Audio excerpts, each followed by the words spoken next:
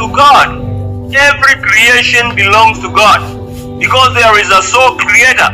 There is only one creator, that is God. There is nothing that existed without God.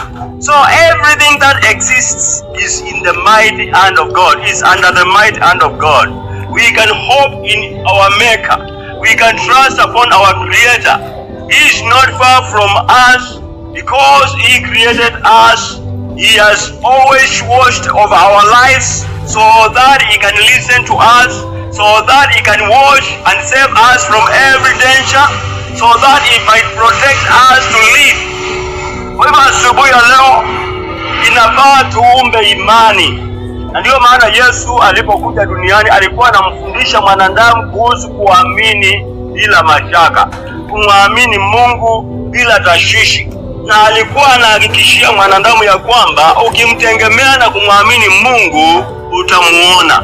Na yeye mwenyewe aliyekuwa amefanya tegemeo kwake Baba yake alidhihirisha matendo makubwa, na matendo ambayo alidhihirisha makubwa au miujiza ilikuwa kumtendea mwanadamu mema, ilikuwa kumuokoa mwanadamu, ilikuwa kumfanya mwanadamu akaweze kuwa wa kufurahia. Waliokuwa wamelemaa, waliokuwa vipofu, waliokuwa maskini, waliokuwa wamekata tamaa, alikuwa anawaonyesha kwamba ni wa maana na mabadiliko yanawezekana katika maisha yao.